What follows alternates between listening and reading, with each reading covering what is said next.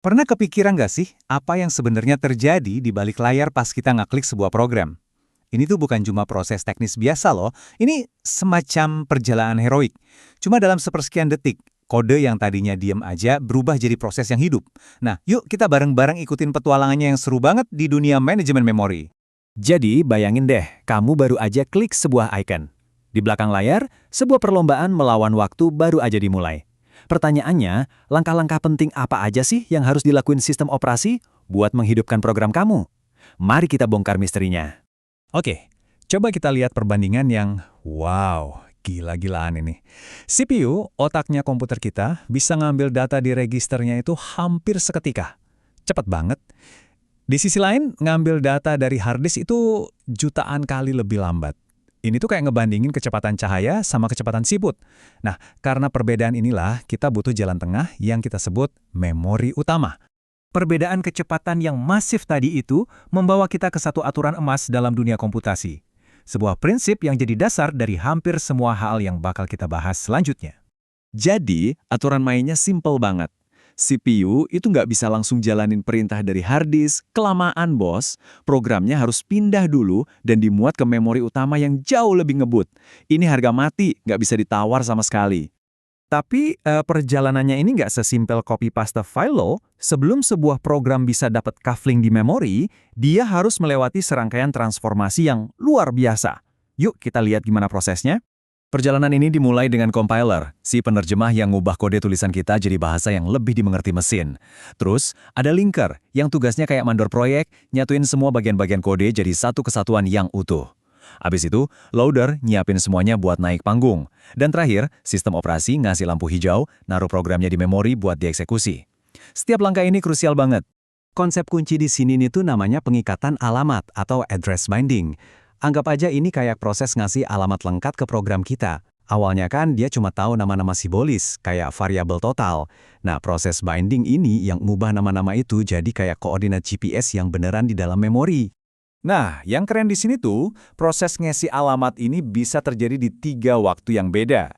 Bisa pas kompilasi kalau semuanya udah pasti. Bisa juga pas programnya dimuat ke memori, atau, dan ini yang paling fleksibel, bisa juga pas programnya lagi jalan. Opsi terakhir ini bikin sistem operasi bebas buat mindah-mindahin proses di memori sesuai kebutuhan. Ini membawa kita ke 2 jenis alamat.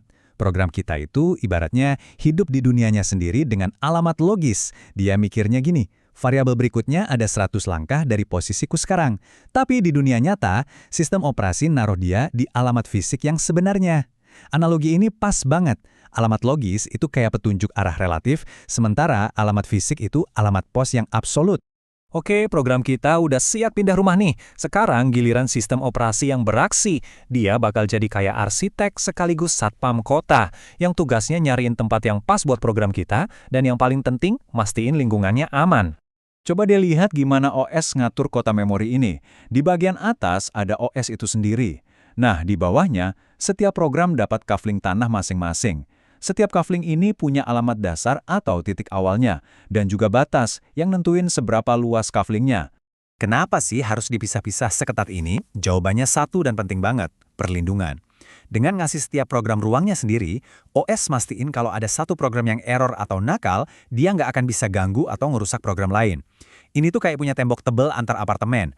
Apa yang terjadi di unit tetangga, ya udah urusan dia aja.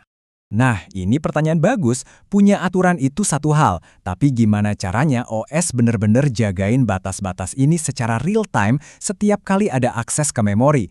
Jawabannya bukan di softwarenya, tapi ada di hardwarenya langsung. Dan ini dia si penjaganya.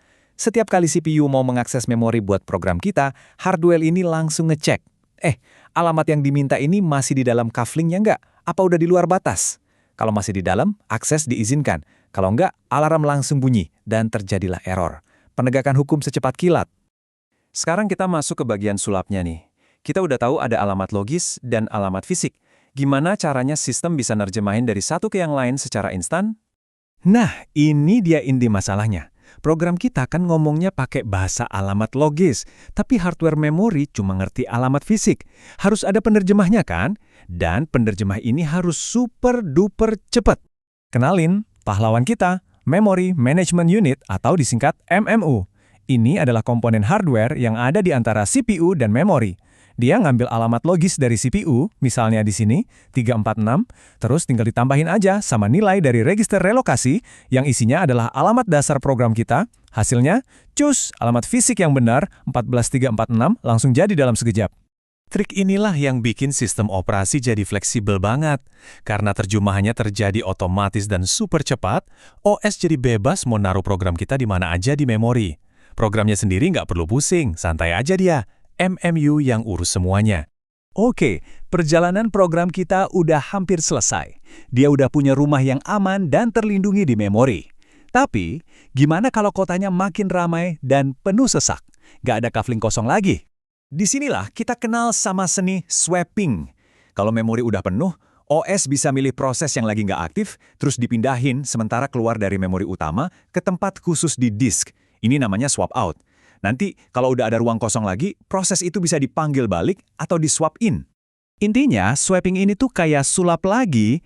Dia menciptakan ilusi seolah-olah memori kita itu jauh lebih besar dari aslinya. Dengan begini, kita bisa multitasking dengan lebih banyak program, bahkan di komputer yang memorinya terbatas. Jadi, kita udah lihat kan perjalanan heroik sebuah program, dari cuma sekedar kode sampai jadi proses yang aktif dan terlindungi. Prinsip-prinsip ini udah jadi tulang punggung komputasi selama puluhan tahun. Tapi sekarang kita masuk ke era AI dan Big Data, di mana program bisa rakus banget makan memori. Ini jadi bikin kita mikir, apa cara-cara klasik ini masih cukup? Atau jangan-jangan kita udah diambang revolusi baru dalam cara kita mengelola memori?